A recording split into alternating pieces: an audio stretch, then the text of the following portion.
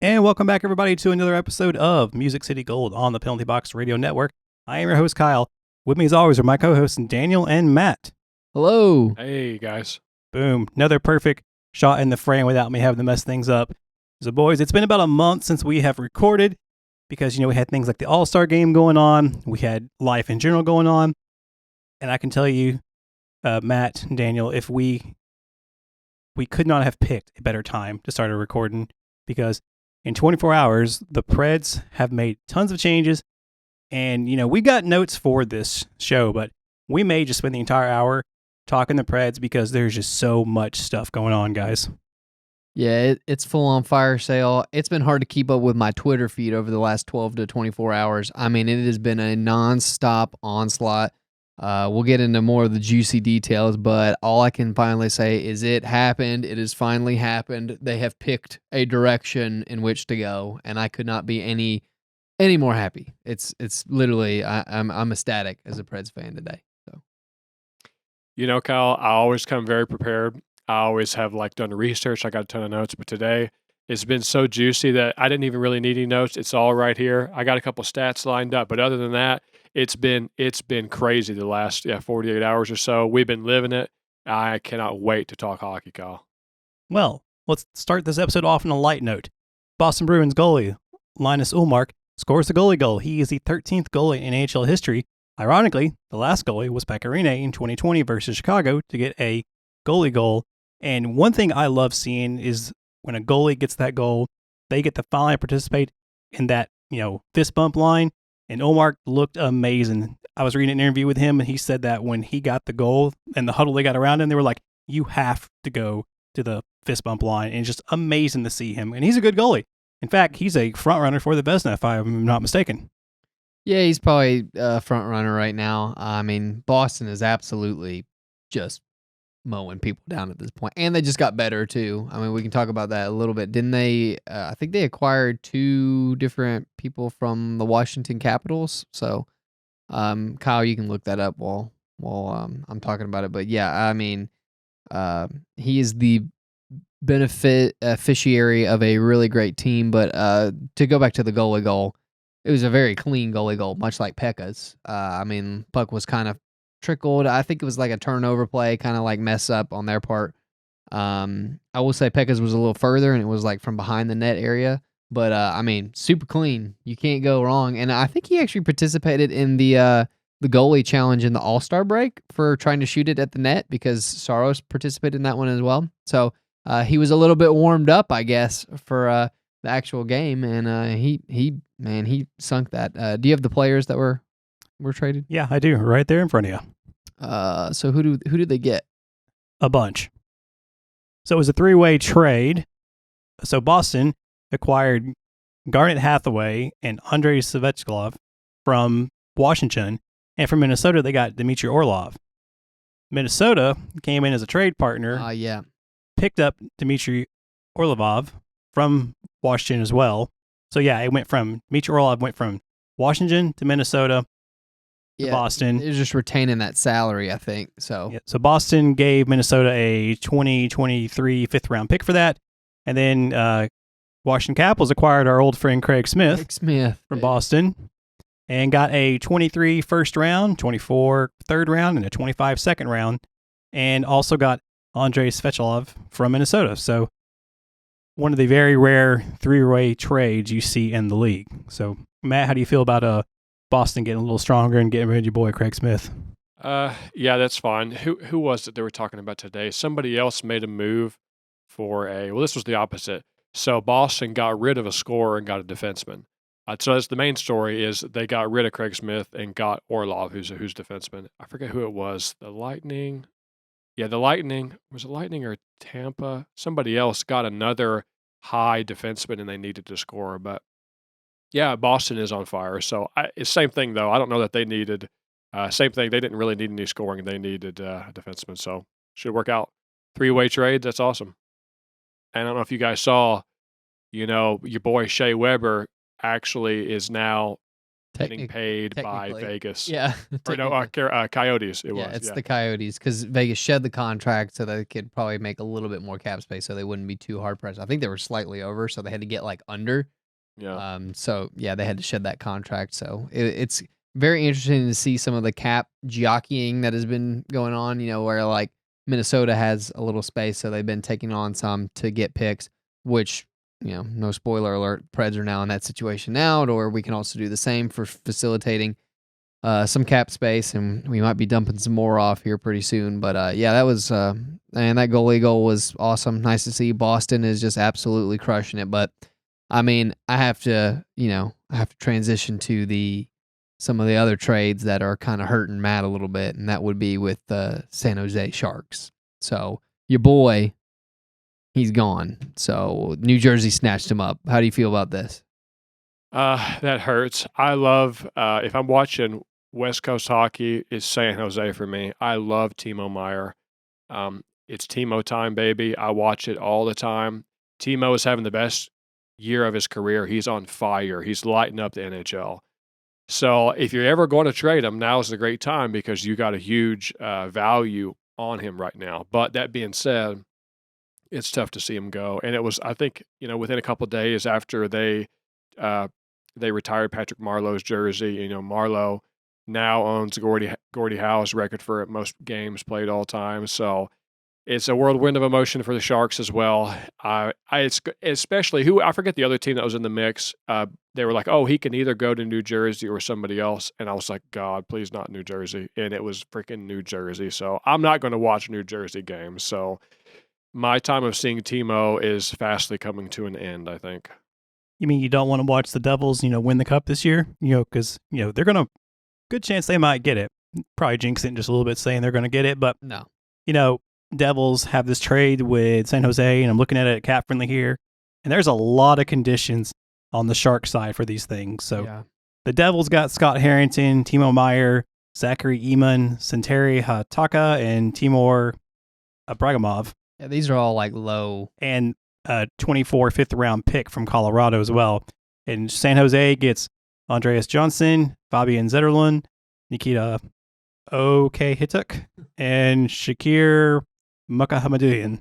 That's that's probably how the announcers will say it too. It's close enough. It's close. It's all right. If they're on an entry-level contract. No, they're on zero contracts, so they're not even, those are like prospects. Yeah, so it's okay if you don't know their name, Kyle. It's all right. They got a couple spare parts. Yeah. They're scrubs. What matters is the actual picks, which is a 2023 first round and a 24 second round and a 24 seventh round. So,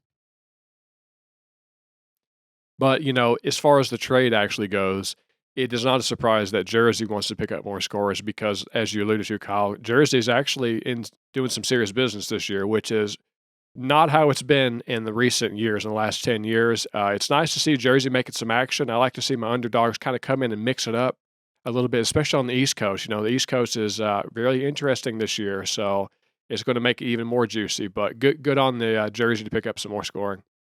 Well, let's take a look at the current playoff picture right now. So, in the East, the top three teams in the Metropolitan is Carolina, New Jersey, and the Rangers, which the Rangers what I keep reading is they're trying to get in on Patrick Kane.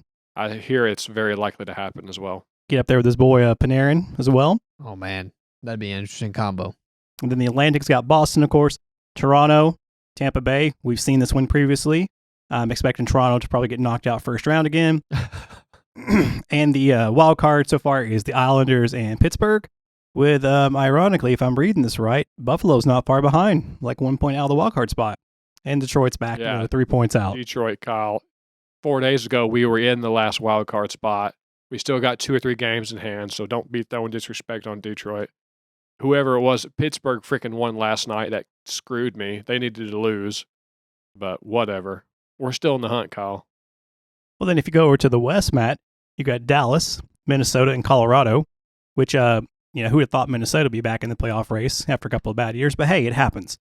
Then you got Pacific, you've got Vegas, Los Angeles is having a year out of nowhere for them. Yeah. And then Edmonton. And then our current wild card spots for them is Winnipeg and Seattle, with Calgary 4 points behind, and then Nashville is 6 points behind. And with 2 to 3 Yeah. games at hand. 2 games in hand. Crazy. But, as we'll get into it in a few minutes, it seems like the organization has made their choice. So is this a playoff bracket you would expect to have seen at the beginning of the season? Well, what are the standouts? I think Jersey's a standout. If you want to look on, I'm still looking for a bad team in the East. They're all freaking powerhouses. In the Yeah. West, it kind of surprises me that Dallas is on top of the Central. They had a flash in the pan, and what was that, 3 years ago ish, and then they hit the bottom again the next year. They're always hot or cold. They're not in between. So it's interesting to see them at the top. Edmonton only third in the Pacific. That's rough. McDavid is having probably the best year of his career again, and they're still only third. Yeah, for me on the West, obviously Dallas stands out. I think the success of Ottinger and Robertson has propelled them to the front. Your boy Robertson. And LA definitely is a weird one. I'm definitely surprised that Edmonton's only third and teetering on a wild card spot, but they don't have any defense. So, who knows? I mean, McDavid's on pace for 160 points this year? That's insane. I mean, he has been absolutely lighting it up. I mean, obviously, it was a very disappointing year for the Blues. And quite frankly, right now, the Flames being out of the playoffs. I don't think Matt actually mentioned that. Right now, the Flames are technically not in the playoffs. Oh, I didn't recognize that. So what's very interesting is the Flames and the Panthers that made that blockbuster trade. Both of the teams are out of the playoffs this year. Panthers are out right now? Yes. So remember when we were talking about that trade and we said, what if it screws up the chemistry? Remember? You and I had talked about that, Matt, because we were like, the teams were cooking. These players were fantastic. They made the big blockbuster trade, and now both of the teams are out of the playoffs. Very interesting to They know. were powerhouses when they made that trade. Yep. That sucks, dude. God, I didn't know. I didn't realize that. Yeah, so at this point, Eastern Conference looks pretty much like it did last year. I mean, it really does. I mean, Boston, Toronto, Tampa. The only surprise would be New Jersey, really, this year. And then Buffalo being a lot better. And the Capitals probably not making it. That would be about it. But, I mean, the playoff windows, nothing's too crazy. But like I said, Calgary, they're not far removed from a 1 seed.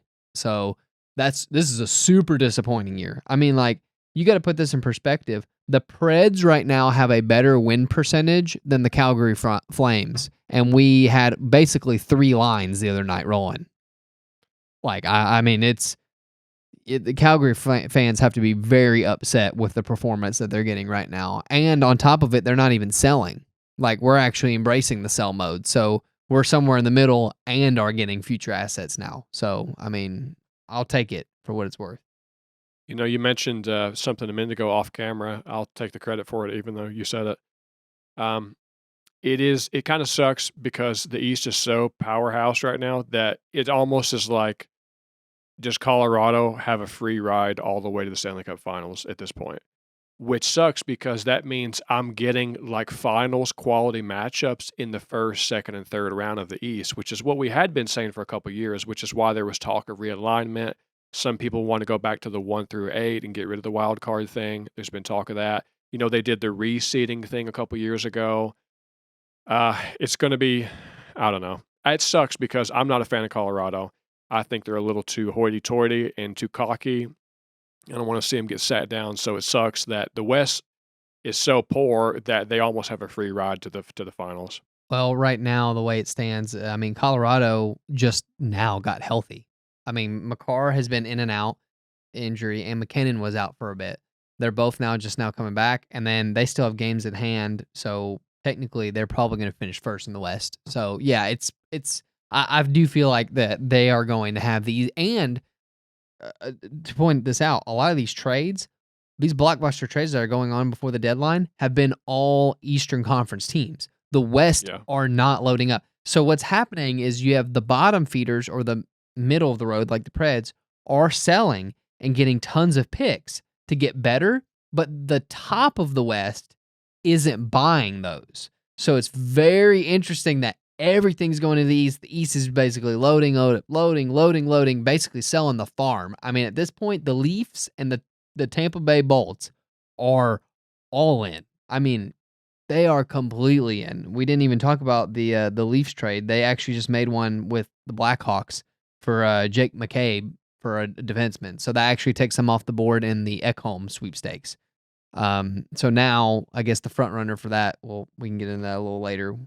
But yeah, so they're now off the board for that. But I mean, that was another huge one, and that was with, once again, another Western Conference team that is just feasting on getting rid of players and taking advantage of it right now. And there's still other teams out there that are wanting to load up. So it's going to be interesting for sure. But yeah, I think Colorado has to be a heavy favorite right now all the way to the finals. And then whoever wins out from Whoever gets out the bloodbath. But at that point, like, are you so banged up from, running the gauntlet?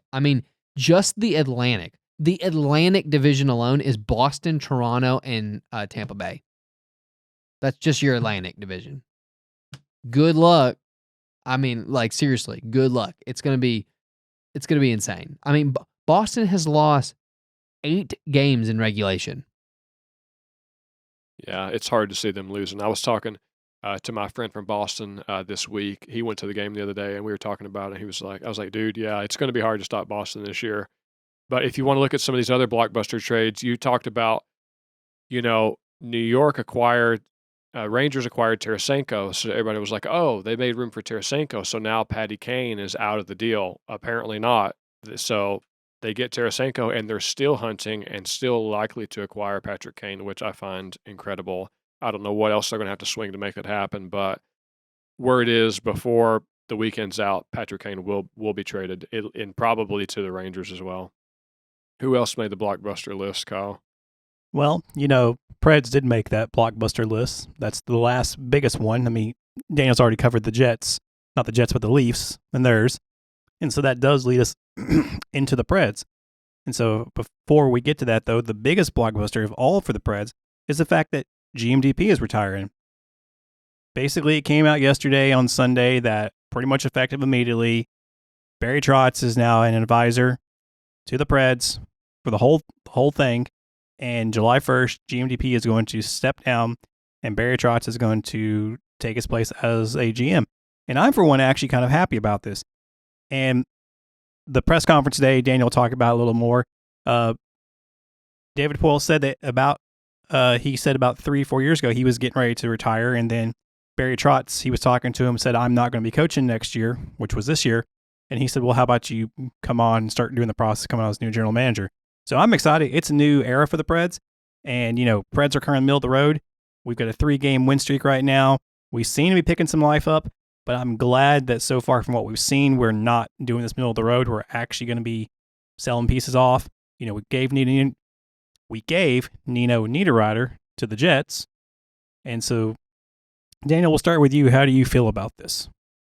I think the timing could not have been any better. I do laugh that, people have been making memes all day. Like, as soon as he leaves, he's like, boom, saving the best trades for last, because we'll get into all the Preds trades because it is crazy. And we still have a couple more that are possibly on the block literally in the next 3 to 4 days. So as this episode comes out, there's probably going to be at least 1 to 2 more trades, maybe even 3, which we'll get into. But, here's the deal.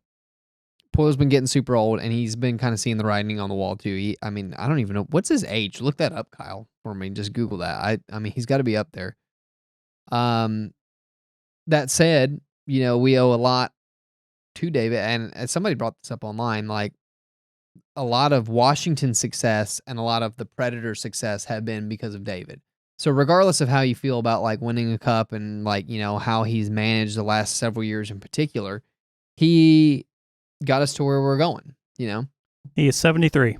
That's pretty old, So yeah, it's time, and I could not think of anybody better than Barry Trotz. Trotz in the interview and in the post, the press conference, he interviews so well. He's so nice and eloquent. He's very great with the media. And Poile talked about Trotz's development, basically how, he started from basically nothing, came into the organization, he gave him a shot, he's gone on to win a cup. This is a coach who has been in the trenches and knows how to do it. And he knows what good players are and what it takes to win a cup, which is totally different than Poile. Okay, so like it's very interesting. He has that coaching mentality, but he also was groomed by Poile to also go to some of these prospects. He said his first year, they said the first year as a coach, him and GMDP would go to the prospects and like go to these like combine events per se and see the players and everything and do the scouting because they didn't have scouts back then. It was their first year as a franchise, so they ended up doing all that. But I mean, that said, everything that Trotz is saying couldn't align better with like what the fans are wanting and what he's wanting. He basically loves Nashville. He said Nashville's home. This is where he was going to be regardless. Like he'd already bought that house. Remember when like the speculation came up when he bought that house and people were like flipping out. He'd already bought the house because he was moving back to Tennessee regardless. Because he said, my kids grew up here. I love it here. Nashville is home for me. I'm coming back home regardless. And then when the opportunity came, he definitely snagged it up. And so like timeline of events, this is kind of interesting.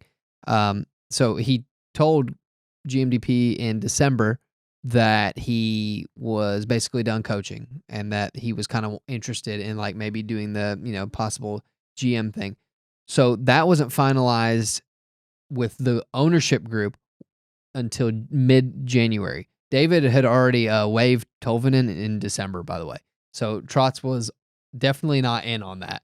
That was the first piece of information that I looked up because I was like, when was Tolvanen waived? It was like December 13th. And Trotz inquired about the general manager position right after Christmas or right around Christmas. So very interesting to get his comments or like, whatever was going on in the background with that.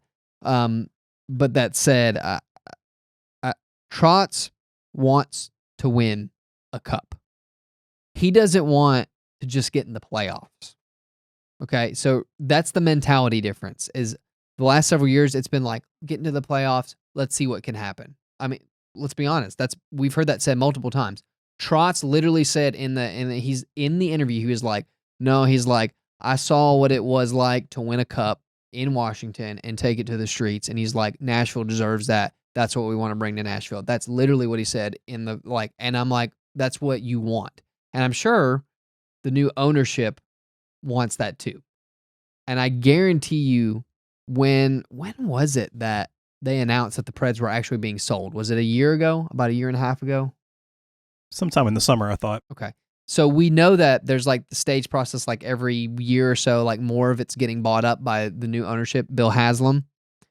And I guarantee you what has been happening recently is because the team has been in such a mediocre state. When they signed that contract and said, hey, our due diligence is to buy the team, but also right now we're not very happy with what's going on with the team. I guarantee you there was a lot of pressure from new management coming in to let's go ahead and get this process rolling a little bit quicker and let's get some new blood in. Because I guarantee you that had to factor in him just stepping down randomly.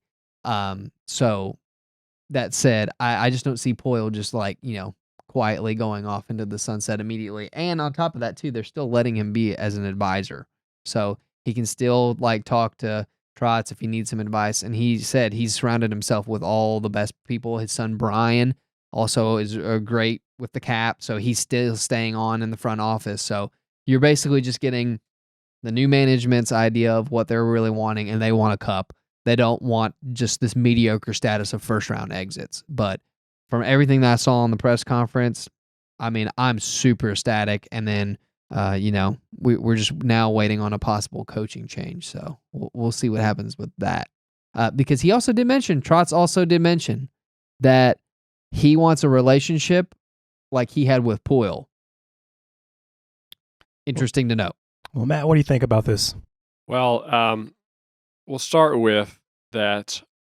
I think everybody as a fan base in Nashville can appreciate, since Trotz has a history here and he's known to be a guy that everybody likes, that means he's garnered everybody's respect. And, when compare and contrast that to when John Hines came in, nobody liked Hines. He didn't have a great reputation. He's not known for like a championship caliber kind of, skill set. He comes in and nobody knows him, but everybody knows Trotz because he was a coach here back in what I call the prime Preds years, back in the glory days of the Preds. mustard jersey days. So with Trotz coming home is almost like him coming back to his hometown, and I feel like that will resonate with the fans. He has a great reputation. He won a cup in with Washington. He's got a reputation. He's got a relationship, with David Poile.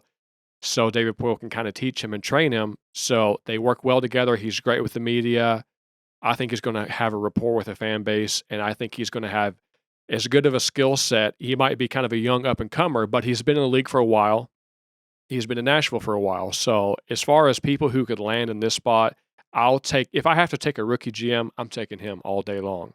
And you mentioned the new ownership group. I have thrown that idea around. I wonder how much of that played into the decision of was David Poile essentially forced out or kind of asked to politely step aside? Because you look at kind of that first round, just get in the playoffs and maybe first round exit mentality that the Preds have had since 5 or 6 years, since 2017. That's been the mentality. And Poile hasn't really made any decisive steps with the roster. He's kind of been middle of the road all the time. So all of a sudden, you say, well, he steps down, Trotz comes in, and now you've got 3 or 4 massive roster trades being made right now. I feel like that only happened because Trotz is coming in. So with Trotz coming in, you're really seeing, even before he's official yet, I think it's supposed to be in July when it takes effect, but even before it's official, Trotz has already got his fingerprints on the roster and the organization to show where he wants it to go and in the direction he wants to put it in.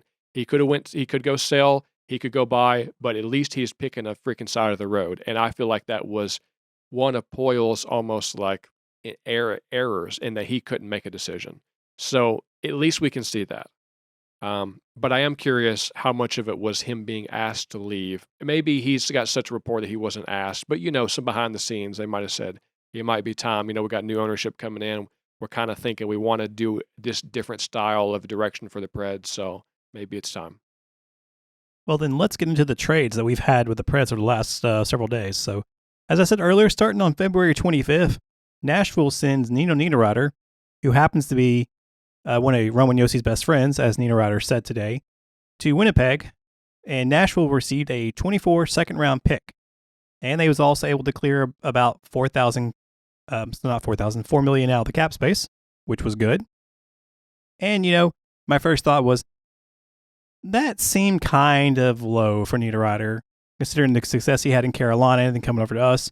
And I was like, okay, but we didn't know what was about to happen because that was like the first shot. And then out of nowhere, you get on the 26th, which was Sunday, word had been spreading that Jeannot was being looked at to be traded to Tampa. Yeah, he was benched for the game, actually. Yeah, and so we didn't know. And you see, you look at people going, this is an undrafted player. What are we going to get for him? I think everybody's jaws collectively dropped on the floor when we saw what was given. So here, if you don't know what it is, here's what the Preds gave to Tampa. Tanner Jeannot. What did Tampa give Nashville? Cal Foot. And so then we get yes, Matt? It's interesting to note about Cal Foot because he doesn't have a lot of name recognition. I happen to know of him, but I don't just watch, Preds hockey. The better backstory of Cal Foot, he's on an entry-level deal still, but the backstory that you need to know with Cal Foot is that he was a first-round draft pick. So in addition to the list you're about to run off, you can add another first-round draft pick in Cal Foot. This is insane. I still can't get over this trade. Well then, let's clarify this then. Former first-round draft pick Cal Foot, a 23 third-round draft pick, a 23 fourth-round draft pick, a 23 fifth-round draft pick, a 24 second-round draft pick, and a 25 first-round draft pick, which is conditional as a top 10 protected. And what that means is that if Tampa draws in 2025's draft, if they draw in the top 10, the pick stays with them. But if they end up having a bad year and they end up drawing under 10 in 25, then the pick goes to Nashville. And also, that's quite a haul, boys. And like I said, people's reaction was like, what the heck? I think it was like somebody said one GM texted some of the media people was like, what the actual heck was that? Using foul language, of course, because it was like, what in the world? No one's expecting this. And like I said, The guy is undrafted, and he's a known fighter. And I've seen a lot of people saying Tampa overpaid for this. And so a lot. I mean, shoot. When I saw, here's the deal. I like Tanner Jeannot. Like we've been, like we all have been on here on record for saying that we love Tanner Jeannot. Tanner Jeannot is having a bad year this year. So the fact that his stock was down, and then all of a sudden, like you get 5 picks. Cap Friendly didn't even have a 5-pick trade in their database until now. It's Tanner Jeannot. He's undrafted. Yeah, see ya. Nice to Jeannot ya. So there you go. Yeah. Yeah. I'm taking the picks. I'm taking all. That's an insane amount for an undrafted player. Like, blows my mind. All the GMs are stunned, and like David just saved like one last fleece, I guess, for the end there. But I'm not going to count Tampa Bay out. They always go all in for their players. They always do, and they tend to condition them well and definitely have a great record of player development. So I'm sure Tanner Jeannot is going to do just fine for them. But I mean, this is a lot for an undrafted player. Yeah.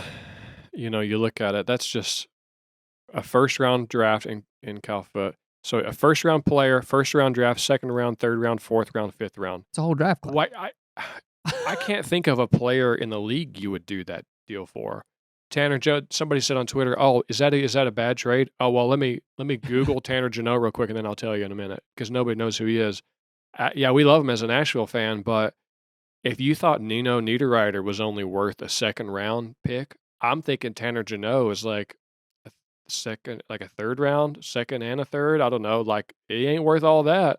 That's crazy. And it's very difficult for us to put into perspective like a monetary number for what is a player worth in draft picks. But I think when you look at it from the perspective of Cal Foot was a first round, okay, well, now that helps me kind of figure out where the players line up in the pecking order of how significant each round of a pick is. But any way you slice it, you don't have to be a Nashville hometown fan to know that Tampa massively overpaid for Jeannot here.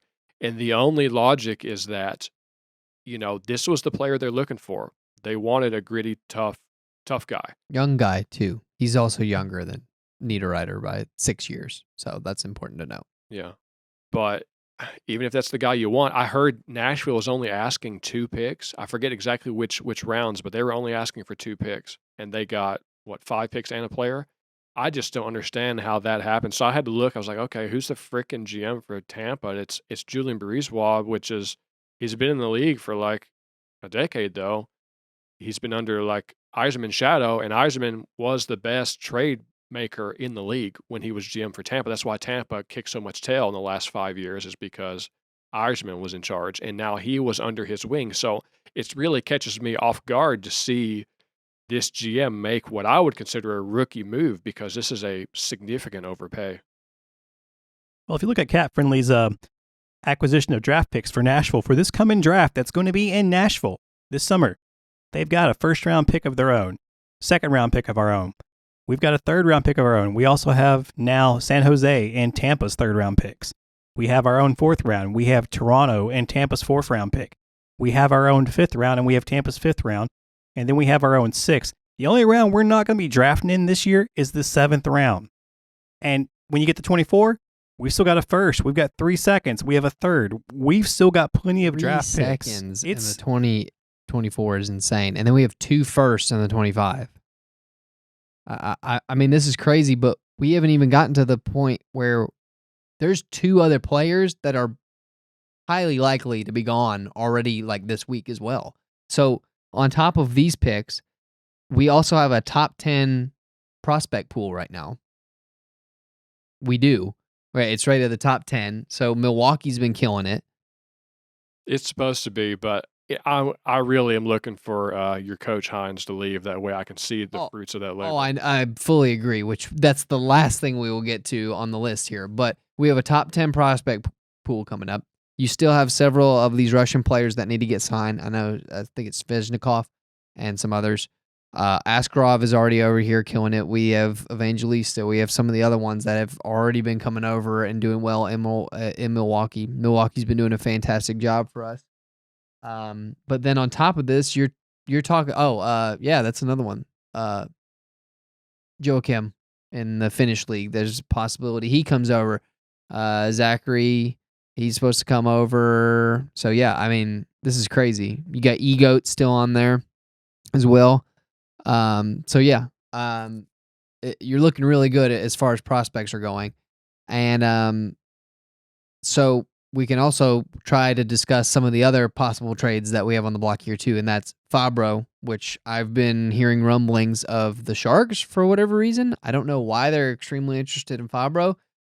What do you think the return is for Fabro, considering contract length left, how much is on his salary, and how young he is? Because what does he have? He's going to be a restricted free agent coming up, so I don't know what he's going to get, but he's also very young. He's 24 years old. So what do you think you try to get for Dante?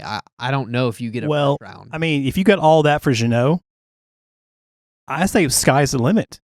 I mean, I think that was I think it's a one-time thing because it's also the Sharks too. They're in poverty. Like they're in rebuild mode too, so I don't see them giving up the farm. It's almost like this, Kyle. If you go to dinner with, say, a billionaire, they're gonna have wine and steak flowing, and even their dogs get like the scraps of like just gold flakes of just the finest bounty that man can muster. But if you go to somebody else's house, like my house, we're scrapping for some, popcorn and things of that nature. We're not going to be letting too much steak slide off just for in the sakes of a trade. So Tampa is that way. Tampa is a perennial powerhouse. Brisebois thinks he's got all the right pieces now, and they can afford it. They can afford to, say, overspend. But the Sharks, like you said, they are kind of not in the dumpster, but they definitely they're pretty close. they are in that area, and they're not going to be letting too much of that extra juice go the other way. I get what you're saying. I understand it. That's how it should work. But we've also seen that when the trade market gets heated up, that trades like this also become setting the bar for other players that see that person was worth that. I'm drafted. That's an undrafted player getting that. But I'm a drafted player and I've got better points than he does. I should be worth more than that. And that's what I'm concerned about, is that we have this bar now set so high for an undrafted player. What happens to the other players that are now, one, trying to get traded, and two, the ones who are going UFA or RFA? They're going to see that, and that's going to dictate down the road what's going to possibly happen with people. Well, that's why I think Fabro is dealt, is because we've been kind of low on him anyways, and he is RFA. So honestly, I think if anything, they dump him for the salary dump, and because they know they're not going to pay him at the end of the day. So that if you can get a second round pick, they're probably dumping him, and they're probably saying, okay, we'll take the second round pick. You have to deal with the contract at the end of the year. Good luck. We don't want anything to do with it. We'll take that pick, and we'll also clear cap space, which they could also use to facilitate some of these other deals, like Patrick Kane going to New York. They could take on some of the salary for a year. Oh, I'll take another pick as well. You see what I mean? Like, that's the whole thing, is like, now that the Preds are building like this draft capital and the space, they now can facilitate and be the third party in some of these trades as well. So dump Fabro, maybe not get as much as you technically want, but you're also clearing space, and then you get another pick from it. So it kind of evens out a little bit more. But to Matt's point, I don't think the Sharks, if the Sharks are the front runner, you're probably not going to get a ton from the Sharks. Now, on the flip side, the other person that we're going to talk about possibly leaving, Ekhom, the team that's wanting him, well, he's a top 4 defenseman. We're definitely going to want at least a first rounder and some change to go with it. It's the Oilers, which are more all-in mode because, well, they got Connor McDavid. So, of course, like, what better way? They're wanting to improve their defense because it sucks, and they want a left-handed defenseman. Well, guess what? We have a premier defenseman who shoots left, and he's also a top 4 pair, and he's locked in at a very good, friendly contract at $6.75 million. We'll probably retain some of that salary. Who knows? Maybe for a year or two or whatever for them to work it out. But that will be the juicy trade that I would be interested in after the Fabro one. Is I think Ekhom could get a very good command. You're talking about another at least one first-round pick and probably maybe a 2 or 3 on top of it. So, what do you think? I mean, what do you think Ekhom's price is worth to a team like the Oilers, who would be more all-in, kind of like in your billionaire status, as you said? I agree that they could be a potential contender, but currently the Oilers have, what is this, cap space? They have less than $1 million in cap space, and they have 3 players on LTIR. So they're going to have to make a move to accommodate that. It's not like they just have the money in the bank to spend, like, say, Tampa or somebody. They're going to have to make a move to accommodate that. Well, that goes back to my whole situation. How many people are leaving or like unrestricted or free agents? Do you have that pulled up, or can you see it really quick on the Oilers for the Oilers this coming year? Like who could they cut? Because I have a feeling that if Ekhom moves to a team right now that really needs him, like the Canes are also interested. The Canes are looking at a left-handed defenseman. So you at what? Oh, yeah. They have a ton, none this year, but next Ulari year. is $3 million. Well, that's the whole point, is what the whole thing with the cap space dump right now is we could literally retain 100% of Ekhom's salary for the rest of the year. Why not? And then you could say, at that point, like, it's on you. You know what I mean? Like, but we could retain that contract for at least 1 full year, and we have plenty of cap space. We could do that easily. He's already built into our cap. So what's the point of doing that? Just to get him off your books for next year, just so you can make cap space? Why would you be interested in letting Ekhom go unless you're just continuing you're getting the we're in picks. rebuild mode for say 5 years? You'd get the picks, and then next year he would be completely gone and off your books too. So you would get the cap space next year of $6.5 million back the next year, and you would still get the picks going forward. Plus, it would allow the Oilers to load up this year and go all the way in, knowing that they're going to have to cut somebody next year. Next year, they have 10 RFAs and UFAs. Well, that's my whole point, is they already know that next year there's probably several players that aren't coming back. So they could technically take on Ekhom and be like, okay, well, we'll just deal with it now. Nashville, you keep the salary. Just let us go on this cup run with him, and then basically just let him be a loaner for the 1 year. And we'll give you a couple of draft picks as, compensatory. I mean, it could work, but I don't know. And I don't know what's Carolina look like. They're right at 0 too. So I mean, they would have to figure out some hoops as well. So it is definitely a larger contract, but there's ways to do it because the Preds have that cap space right now to be able to do it. Gives you more flexibility to be able to deal one way or the other. Yeah. Exactly. So let me ask you another question then, since we're talking about Ekhom. What would you say if somebody said, we'll take Saros off your plate? Would you do it? Because the rumor mill has been talking about Saros may be getting traded. There's some people inquiring about him. And if they were to get rid of him, that is, let me pull up it here. Ekhom is 6.2 and Saros is 5. That's 11.2 million off your cap space that comes on because you have Askarov in the wings. And so would it be possible to trade Saros and bring Askarov off and have him become basically our new 1A goalie with Lankinen, backing him up for another year? Well, I got quite some feelings on it. I like the idea of keeping team identity. You can say a thing about a team being in a rebuild mode, but as a fan of the organization, when you go to the game, you have to have somebody to root for. So when they lost Tolvanen, that was my guy. So I'm pissed off that you lost Tolvanen for nothing. At least when you let go of Jeannot, you got a heck of a return. But that was after Tolvanen left, Jeannot was my guy. You lost my guy again. At some point, you have to keep core identity. You remember when Weber got traded, Subban got traded, Rene retired. You had Arvidsson left, the redheaded beard guy left, Ellis. How many pieces of the team move away until you stop recognizing the team as who it was and who you fell in love with? There's only a couple pieces left to the organization that you can feel and recognize as having team identity. Josi, Saros, Ekhom, Forsberg. I think those are the core identities. I would be willing to deal them potentially. It really is just a matter of how much you're willing to commit to a rebuild. Yeah, I mean that's the thing. I'm definitely not for selling Saros. I think he still has several years of like just absolutely incredible hockey left. And doing that means you are full fire. I mean, like that is a full fire sale because even with even the other night, like we started with like 3 forward lines, won the game. Saros is still in net. Like he's going to be erasing a lot of sins with your terrible team in front of you. So you can still have that in the time being.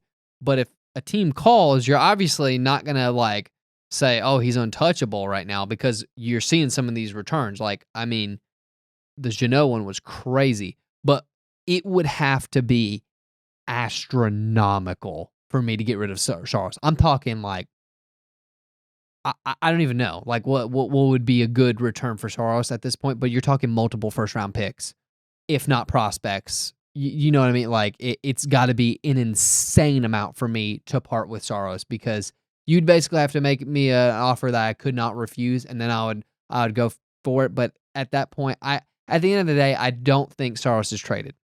I think teams have called, and it did sound like that the Kings were very interested, but I don't think we get rid of him. Matt, you're forgetting one of your boys of the franchise you haven't thought about. Who's that? Ryan Johansson. I wish he's you not guys going could anywhere. trade him. Well, he's injured now too. Yeah. Well- that was another point to mention. Let me look at the Preds injury list. Right now, Forsberg is out still, and Johansson's out. And there's a couple other little dudes in there as well. So I was wondering Wiki. I was wondering if that little list right there of how injured the Preds are helped push that determination that, okay, now is the right time to go into sell mode. But as far as Saros is concerned, I don't think you can 1v1 him for Lankinen. Yeah, Lankin might be suitable, but goalies are so fickle. You've even seen it at the best goalies in the league. One year you win the Vezina, next year you're trash. Next year you get injured. Saros has been repeatably excellent every year. Exactly. And I don't want to risk that over nobody who's an AHL player. Yeah, there's a ton of AHL greats. Whoop-de-doo. I want long-term sustainability in a goalie, which is hard to find, and health, which is hard to find for goalies. So it's almost like I think you're selling your soul if you sell Saros. You would certainly command a high price for him, but for team identity, I think you got to keep him. And yeah, you can sell the whole freaking team, but then it's like, why don't you just sell the whole team and move it to Ottawa somewhere? Like, Jesus, you got to keep some part of the team so you can keep a fan base coming in. And I think Saros is part of that because if you look, in my opinion, Yossi is a weak leader. Rene would have worn the C if goalies were allowed to wear the C. So Saros, I think, helps pick up the leadership in what maybe Yossi is a little bit weak in.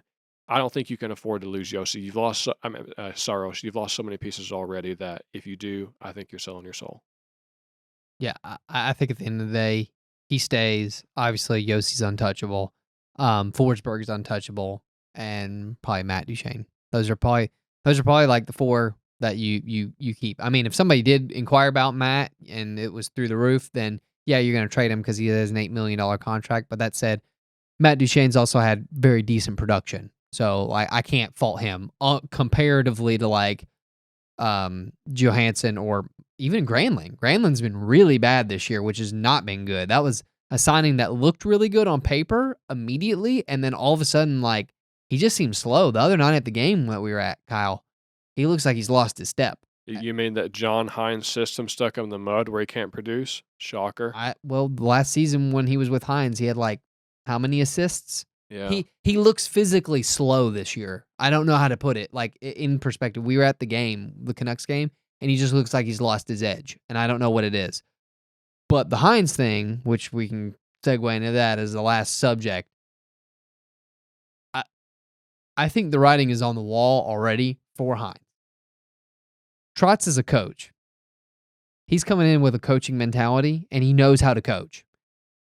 He basically started the Preds. He went to the Capitals, won a couple with the Capitals, almost won a couple of cups with the Islanders because they made a couple runs, and guess who stopped them? It was the Tampa Bay Lightning who went back to back to back. So the only teams that are actually like putting Trotz out were the ones winning the championships as well. I think he knows that Hines isn't his guy because he knows how he coaches. Trotz knows how he wants the system to be coached, and he knows hockey systems probably better than Poile. Yeah, because he is a coach, and I don't think he's going to like Hines. But even systems, like you might not like Daryl Suter's system, but he's a very successful coach in Calgary. He's been around the league a long time. You can it's like a chess player. You can be tactical or you can be strategic with your positional systems. There's different ways to skin the cat, but you have to respect talent where talent is. And even it's like 2 strikes against John Hines. Not only does he not have a track record, but he also doesn't preach the system that Trotz would like to have the Nashville run underneath. So I think it's 2 strikes. Changing the ownership group, changing the GM, and the weakest piece of the puzzle for the last 2 years we've been preaching it has been the coaching, has been John Hines. So he's the last domino to fall. I'm surprised he wasn't the first one to fall, but at least with these drastic changes, I think we're likely to see it at least. So at least we're hoping so. The Preds fans, I think, as a whole, collectively want to see John Hines canned. Well, I mean, that brings in the possible subject. Who do you want to replace? I've seen Carl Taylor from Milwaukee thrown out as possible, which I'm like, I wouldn't be opposed to that. He's already in the organization. He has a great relationship with everybody, whatever. But you also have this time around, there's a key difference. When we fired Lavi, Hines was like the only option. This time, there are coaches available, like good quality coaches. I've heard rumblings of possibly the assistant coach from Boston. And also, Bruce is sitting on the sideline too. So Bruce is who I want to be our coach. If we're going to change it, bring a Bruce. That would be, That'd be awesome, but I don't think that's going to happen. I don't know how realistic it is, but I mean, it would be legit. Could you imagine literally within like just a little period of time, you have Trotz as GM and Bruce as, it would be wild to see that relationship because I feel like they would actually be kind of cool to watch together. But I don't know. Like I said, I don't. Who's actually Look at this list right here? I've got. I don't know how updated this is. No, go ahead, say it. I know. There's several key. Bruce Cassidy, Paul Maurice, Joe Quenneville, John Tortorella, not anymore. Claude Julien, Jim Montgomery, Alain Vigneault. I think he's assistant now, but still available for a head coach. Well, that's the thing Pete DeBoer and Rick Tocchet now off the list. But there's several assistants that I think are going to get taken. Like I said, the assistant to Boston is one that's on everybody's list because Boston's just been mowing people down this year. So it's but I will say, as a reference to, you said potentially the Milwaukee guy coming up. Detroit did this like 5 years ago. They brought in their AHL affiliate head coach, and then he lasted 2 or 3 years in the league, and then they canned him and he's been through the system with their farm team for 5 years or so. He knew all the players come up through the system. Same thing with this Milwaukee guy, but it did not work for Detroit. I'm just not a huge fan of hiring new blood. And we talked about it. It used to be a very closed loop in the league where there was not a lot of new blood in the league. There's a little bit now, but there's still a lot of old blood that's ready to that's free for the taking, that's sitting on like assistant benches and assistant coaches roles that we could potentially have slide over, say like an Alain Vigneault or somebody like that. There's a lot of options, so we'll see. It's exciting, though, because that means you got me something to look forward to, and I feel like there's a light at the end of the tunnel as opposed to having to look at the same dead duck all day, every day. So, Daniel, you told me as I was getting ready to get this all ready to go and give Matt his spotlight, you said we got one more thing that looks like it's going to happen probably tomorrow when this episode's already going to be out. Yeah, and that looks like Patrick Kane will be a Ranger. I know that's been speculated, but this guy said he's like 99% sure, and he followed it up with an update saying it'll be sometime tonight into tomorrow. There's no details on the trade. Like, we don't know like what they're given for it or if there's a third party, trying to facilitate some of his, what is his cap hit? It's got to be at like 8, right? So, it's very high. So I'm sure that there's going to be a lot of moving pieces with this one, but this is a big one and definitely an end of an era. Patrick Kane is no longer a Blackhawk, which I don't know if I'd ever thought I would say, but he is going to officially be a Ranger for a playoff run with Panarin. That's going to be very interesting to see. And Tarasenko and Zibanejad. I love Zibanejad, by the way. Talk about a top 4. That's incredible. So, I don't know. So that's hot off the press. We'll take that one as it will, and hopefully we'll get more information on that in the coming hours. Okay, Matt, what stats we got for you today?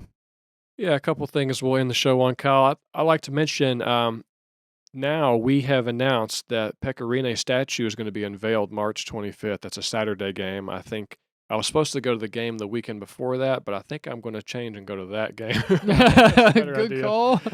So that's very exciting. We were pumped up to see that, so I'm glad to see it announced. And as soon as it is, I thought it was going to take longer than that. So these things tend to take forever. Also, as we're going by, I'd just like to give a little sailor's hat tip to my boy Tolvanen. Now has 10 goals in 22 games. That's more than 8 players on the Preds. So sorry to see you go, buddy. I'll be thinking about you. It's like, the picture of the guy who you're thinking about all night, the Wolverine meme. Yeah, that's that. But for some records, now John Gibson is only the second goalie in history and the first one since 1955 to have 3 50-save performances in 1 month period. So he's been on freaking fire. He was also the guy the team had a whole line fight the other night, and John Gibson went out to the center ice to get in a goalie fight with the other guy, and the refs held the other guy back.